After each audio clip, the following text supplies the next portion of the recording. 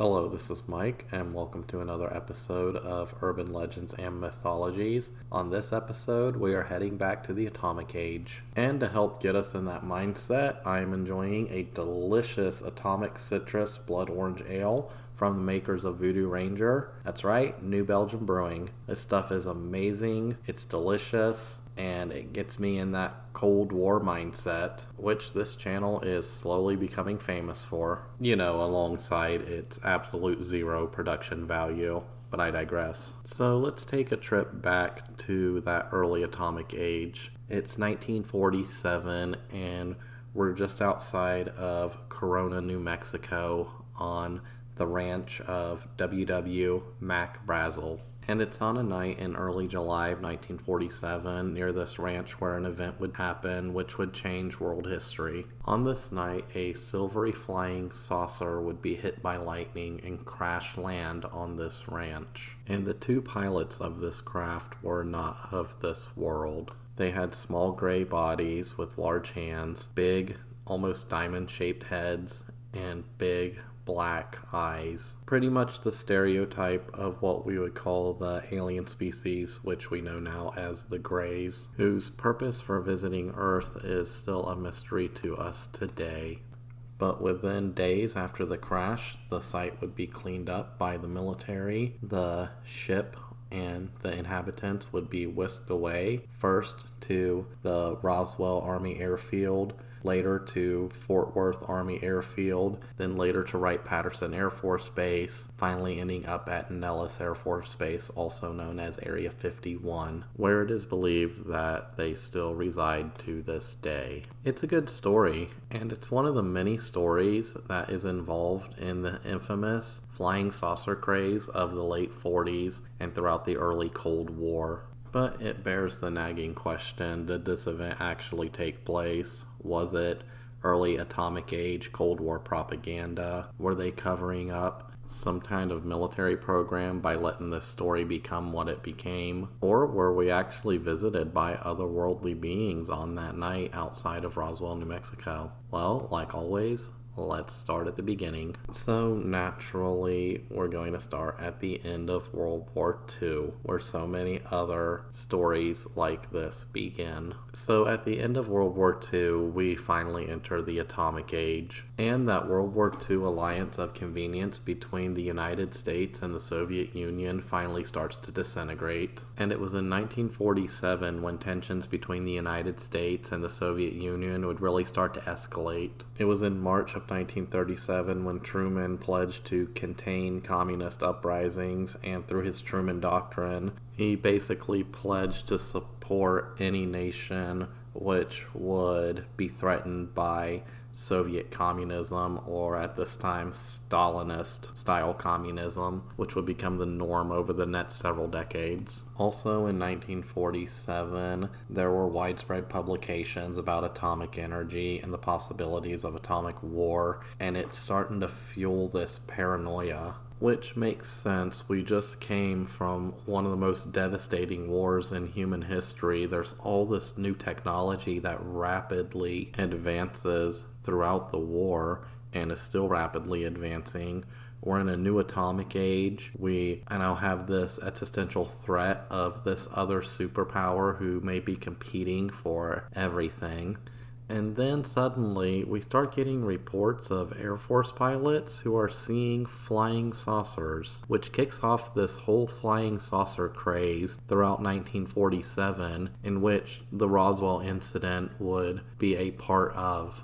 And actually, the Roswell incident takes place at the peak of this craze, and it is followed by almost 800 other reports of flying saucers or discs around the country in subsequent weeks. It kicks off this mass hysteria, which goes on to kick off this whole idea of aliens from other worlds and alien invasions and so on and so forth. Now, this flying saucer craze, it really starts on June 24th, 1947, just a week or so before the Roswell incident, where a private pilot named Kenneth Arnold claimed that he saw a string of 9 shiny, unidentified flying objects flying past Mount Rainier at speeds that Arnold estimated at a minimum of 1,200 miles per hour or 1,932 kilometers per hour. This was really the first post-World War II sighting in the United States that garnered nationwide attention and news coverage, and is credited with being the first of the modern era UFO sightings, including other sightings over the next 2 or 3 weeks, including Roswell. And it was actually Arnold's description of the objects he saw which coins the term flying saucers in the media.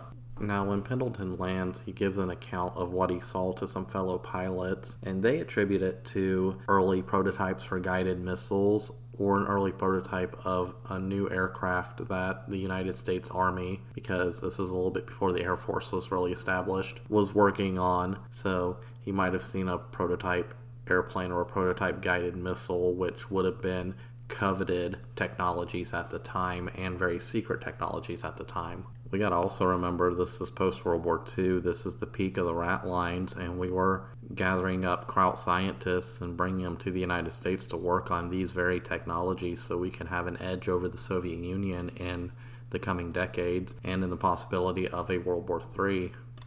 But Arnold, he goes on to continue to be interviewed, he's on the radio, he's in the newspapers, and in the coming weeks, several other stories of sightings start popping up. There were sightings in Cedar City, Silver City, El Paso, by regular everyday people, and these sightings are spreading throughout the entire country. And people are genuinely curious, what are these flying discs that they are seeing? Is it new technology, or is it Soviet spycraft, or is it an invasion from some other planet? They don't know. And to be honest, it's because they really don't have context for what they're seeing. I mean, it's not like today I look up to the sky and I can instantly see whether something is a jet or a helicopter or even like a low orbit satellite or even the ISS. You can see that with your naked eye. But that's because I have context and I know what those are. In the 1940s, if you looked up to the sky and you saw a prototype for a jet or a prototype for a guided missile, or hell, even a prototype for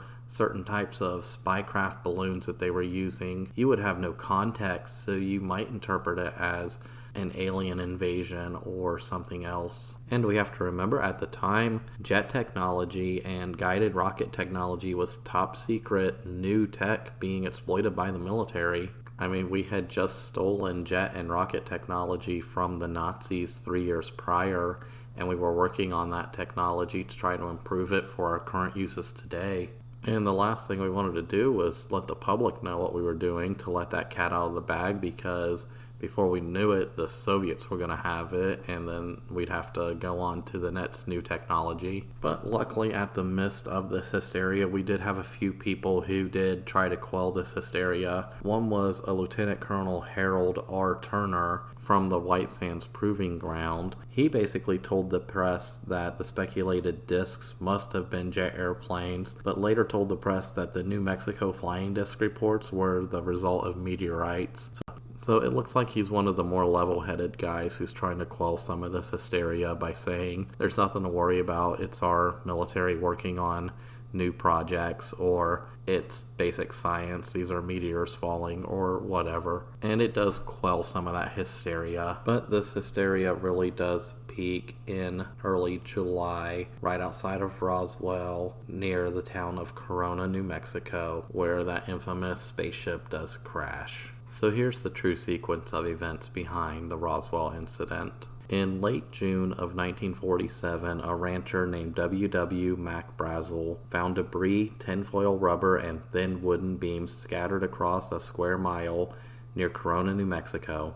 He then gathers up some of the materials and pushes it aside under some brush to dispose of it, thinking that it's another one of these annoying weather balloons that have crashed on and around his ranch before. He doesn't think anything of it initially. Now, for context, Brazel had no idea of this ongoing flying saucer craze that was taking the nation by storm, because in 1947 on his ranch, he did not have a phone, nor did he have a radio, so he was kind of out in the middle of nowhere with no real idea of this insane, paranoid saucer craze that was going on in the media and being fueled by the media at the time. So he thinks nothing of it. He goes on, and on Saturday, July 5th, he drives into nearby Corona, New Mexico, probably because it's Saturday night and he wants to have a beer or something at the local bar, I don't know. But he starts hearing stories about these silvery flying discs. He starts getting word of this UFO craze. So on July 7th, Brazel transports some of the debris to the sheriff's office in Roswell. He basically goes into the sheriff's office and he says, "Hey, I've been hearing about this flying disc craze and I've found some material on my property. Maybe it's something to do with these flying discs." And the sheriff's like, okay. So he gets a hold of the Roswell Army Airfield. Because remember, the Air Force doesn't really exist at this time. It's still like the Army Air Corps. So they basically assign it to this guy named Major Jesse Markell. And him and Brazel, they go back to the debris site, and the two of them gather up more pieces of this rubber and tinfoil. And Markell actually takes some of it to his personal home that Monday night. So that next day, Tuesday, July 8th, Markell takes the materials to his base commander, a man named Colonel William Blanchard. Now, Blanchard reports the finding to General Roger Ramey at the Fort Worth Army Airfield. General Ramey orders the material flown to the Fort Worth Army Airfield immediately, and which Markell then boards a B-29 Superfortress and makes the flight to that airfield. Now, on that same day, a public information officer named Walter Halt issues a press release stating that personnel from the field's 509th Operations Group recovered a, quote, flying disc from a ranch near the Roswell Air Base. Now, this press release does get out into the media, and it literally states that a flying disc landed at and was recovered at this ranch and then taken to the subsequent base, which makes it onto the radio and gets into the newspapers and creates this sensation around this Roswell incident. Now, this same day when Markell brings this material to General Ramsey's office, both Ramsey and his chief of staff, Colonel Thomas DuBois, identify the material as pieces of a weather balloon kite, which kind of coincide with what Brazel originally thought it was, because in the past he had found other weather balloon debris around his ranch. They get up to 60,000 feet and then they just kind of burst and they just kind of fall to the ground and disperse everywhere. Afterwards, on the 9th, they retract that previous story that was put out by that information officer or that public relations officer, and they state that it was simply a weather balloon. But to be honest, that's not the entire story, because at that time, from 1947 through 1949, there was a top secret military program going on involving weather balloons, which are enormous. They make Boeing 747s look small. These are huge balloons, but I digress. These balloons look like flying saucers, and they were launched across the country in order to spy on the Soviets, and that project was called Project Mogul, and I'll get into that now. So, Project Mogul was a top secret project by the U.S. Army Air Forces involving microphones flown on high altitude balloons, whose primary purpose was long distance detection of sound waves generated by Soviet atomic bomb tests. Basically, they were trying to determine through sound waves if the Soviets had finally developed the atomic bomb and were testing it. And this project started early in 1947 and ran through 1949. Which, if you remember, 1947 is the peak of this UFO flying saucer craze. So they released these huge clusters of these massive balloons in the sky. And naturally, being balloons, they're going to float to wherever they feel like because they're balloons. Can't really guide them. And, like I said earlier, they get up to 60,000 feet. They explode, they leak helium, whatever. They come crashing back down to Earth, and they're really instrumental in this early atomic flying disc craze. And one of them just happens to land outside of Roswell, which was probably why the military was so quick to recover that balloon, because while he just thought it was a weather balloon, It could have been carrying this microphone equipment or this telemetry data that they were using to try to test for Soviet atomic bomb tests. And it's generally thought that after this Roswell incident, the military just allowed this UFO incident kind of urban legend to spread to divert attention away from the actual top secret projects that they were doing with weather balloons and these high altitude balloons at the time, Project Mogul just being one of them. Because think about it, if you're running a top secret project trying to keep information away from your enemy, and you can just say, well, no, it's just a simple weather balloon, or hey, maybe it is a flying saucer, we don't know, then that's going to divert attention away from the actual mission of your top secret project. And Mogul was really the forerunner of 3 other balloon programs known as Skyhook, Moby Dick, and Genetrex. Moby Dick and Genetrex were surveillance missions. They were looking to launch these balloons over the Soviet Union in order to do espionage, get photographs, search for nuclear test sites, blah, blah, blah, because we got to remember this is pre-space age. Well, we're just at the very beginning of the space age, and the idea of sending a satellite into space wouldn't happen for another decade. So they're using these high altitude balloons to try to gain the same espionage you would today from a satellite up in space. And these subsequent missions would also fuel speculation in the UFO craze because these balloons are very massive and they have odd shapes and other things. So like reflect radar and stuff. So they're going to look odd and maybe made of some materials that we're not familiar with. Now, Skyhook was another one of these balloon programs where it wasn't officially for espionage, it was officially for scientific research, and it lasted throughout the 40s and 50s, and it had a lot of firsts. It was the first to take a telescope up into upper stratosphere, and they actually got images of sunspots, which was transported down to like closed-circuit television.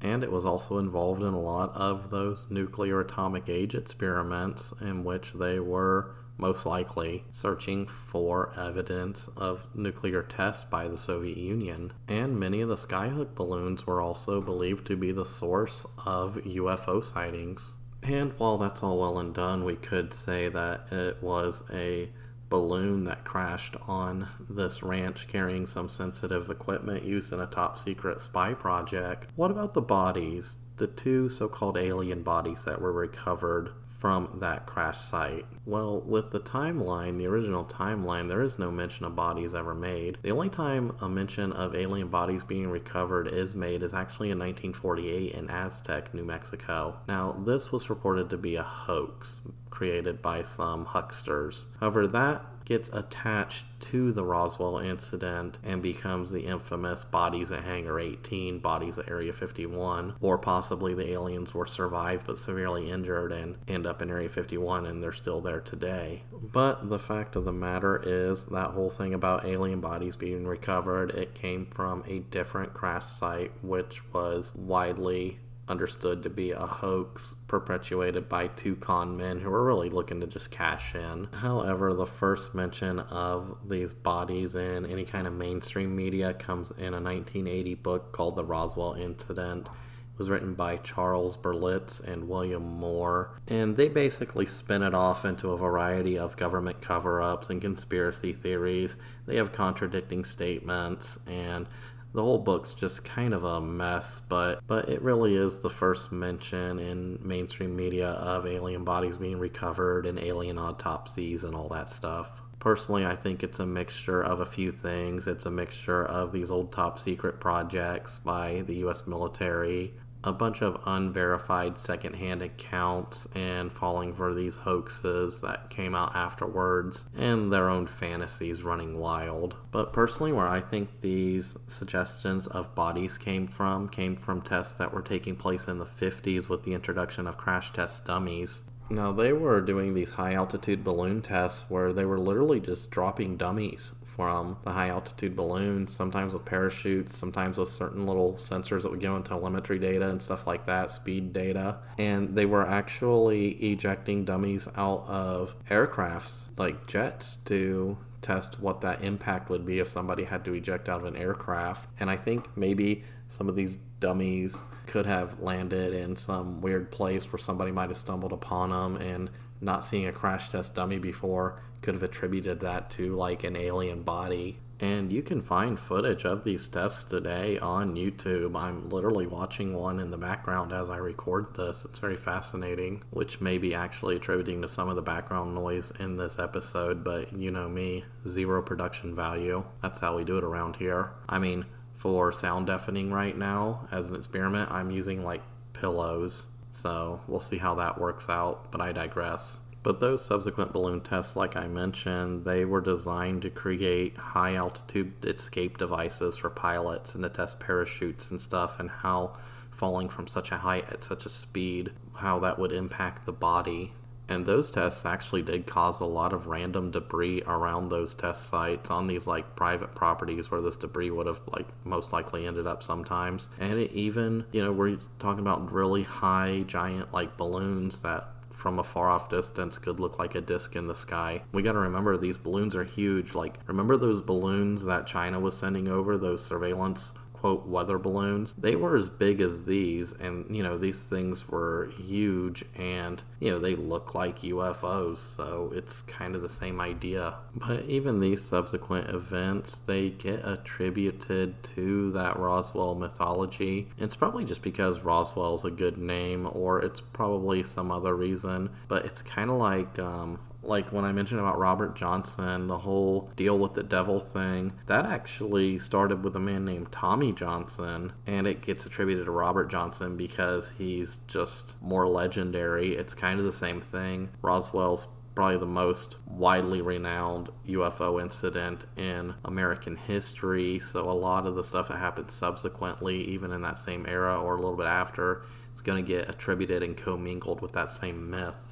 But what's really cool about Project High Dive, which is the project I'm talking about right now, is the gondolas. One of the gondolas actually looked like a prototype of the Mercury craft that they would later send, future astronauts in the subsequent decade, which is kind of cool. And then even that, when the balloon pops or comes floating down or whatever, crashes, they release the gondola from the balloon, and they're getting the crash data and stuff. It looks like a UFO crash or a spaceship crash simply because the gondola looks like an old Mercury capsule. It's kind of awesome. Which, once again, when that debris falls to Earth and lands, if somebody stumbles upon it before the military or the scientists get there, they're going to think that they just discovered an alien crash, especially if they have no context in the 40s or 50s, because these are all top secret experiments. It's not in the public eye. There's a neighbor's dog barking in the background, and I really don't feel like editing it out, so I guess those barks are just going to stay in there. Once again, zero production value. But what can we say is the legacy of the Roswell incident, or the cultural impact of the Roswell incident? Well, we see the legacy anytime we hear the word alien. I mean, we say that word, what do you instantly think of? You think of those famous gray aliens, or you think of the little green men from Mars. You think of flying saucers. And think about Hollywood in the 50s. Some of the big Hollywood movies in the 50s, especially when we were getting into that nuclear age and that early spaceflight age, a lot of these films end up, portraying that space travel, aliens, alien invasions. It becomes a big popular genre. It influences the idea that we might not be alone in this universe, and that we might actually be special enough that aliens are observing us, especially in a time when our technology is rapidly advancing. And it even says something about our general paranoia as a nation and a culture, because at the time this was the dawn of the Cold War. It was us versus the Soviets, and could you imagine if the Soviets got a hold of some alien technology? They would have had invaded us in a day, or hell, even if they had been superior in the Cold War at all, and that war had turned hot, that triggers ideas of an invasion. The idea of an alien invasion in like Washington DC or something harkens back to that old 1940s, 1950s fear of a Soviet invasion of the United States. As ludicrous as that sounds, I mean, today we know it's ludicrous. I mean, look at them in Ukraine right now. It's a joke. but back then they were a major superpower and communism was spreading around the world. To be honest, it's a very popular economic system. But there was this real fear that communism could spread and basically encircle us, and then we would be under the authoritarian rule of Stalin and all his puppet governments. But I would say its biggest influence, the Roswell incident's biggest influence, is in the fact that for the first time we were really starting to question our government, whether or not our government is really right in keeping secrets from us, or whether or not we should really truly trust our government, which kind of opens the door to everything we would see down the road in subsequent decades. Things like MK Ultra, Nixon, Kennedy, all that fun stuff. But it really opens our eyes to what our government may be doing and what they could be keeping secret, and whether or not if those secrets are for the greater good, or if they should be exposed to the world. But in a way, the saucer craze and these top secret experiments and the Roswell incident itself is kind of the granddaddy of all these Cold War myths and legends and crazy conspiracies that come out. And if it wasn't for this, I wouldn't be sitting here making this stupid show today. I'd be sitting here doing a podcast about finances or something. But what can we say about Roswell as a whole? Well, frankly, it was an event that took place at a time when we were very paranoid about the Soviet Union. We were testing all these new technologies, and it was during a heightened UFO flying saucer craze that was sweeping across the nation. It gets blown up in the media, the military comments on it, and then has to retract their comment on it to save their information on their own top secret projects that are going on. And that leads to a lot of questions concerning what our own government does. However, it does influence science and media. I mean, even today, everybody loves a good alien movie. And ultimately, it makes us really question whether or not we really are alone in the universe. Personally, I think not. But I also don't think that we're important enough for any aliens to want to stop by, if they are even capable of that kind of advanced technology to get them here. But on that note, I am going to end it here today. I do thank you for listening. And I do hope that in the editing of this episode, it does sound better than some previous episodes. Once again, I am trying to do some sound deafening techniques now to get rid of that echo. And to be honest, I even ripped the fan off of my Raspberry Pi, which I record this on, in order to kind of deafen some of that background noise. Currently, the only background noise in here is the hum of my refrigerator and the neighbor's dog. So hopefully that audio will be a lot cleaner moving forward. And speaking of moving forward, there's only one more episode between this one and the season finale. Like I said, that one's going to be awesome. You're going to love it. And unlike this one, it's going to be a lot more supernatural because that's the direction we're heading into within the next season. However, the success of this show and future seasons is still entirely dependent on you listeners, you supporters, you people who are donating to me. Hell, somebody actually sent me beer from Brewdog, which is about 20 miles up the road from me. Their American brewery is. And on that note, if you are going to send me beer, it's hit or miss whether or not I'll get it. I live in Ohio, and we have this old tax law involving alcohol, which kind of makes it hard to ship to the state. So if you do ship beer to me, it might get basically seized by the state government and never make it to me. But I do truly thank that person who did send me that delicious case of Brewdog Hazy Jane IPA. I drank it. I was happy. I'm not going to mention the name, but you're awesome. You know who you are. But yeah, like always, thank you for supporting the show. If you want to support, go to my Spotify, hit support this link, 99 cents a month, and you can support this show. And then you can spam it to your friends, and so on and so forth. And for those people who are signed up for that 99 cents a month, up to like $9.99 a month, I will be doing some special stuff for you guys in the future once my schedule calms down. I have some exclusive episodes in the works, and I have some 5-minute mythologies in the works as well. But let's continue spreading it around the world. We did hit a new country this week. I actually have listeners in the Philippines now, so that's pretty awesome. So let's continue to spread that, support it, like it, whatever. I thank you for listening. I'll see you in the next one.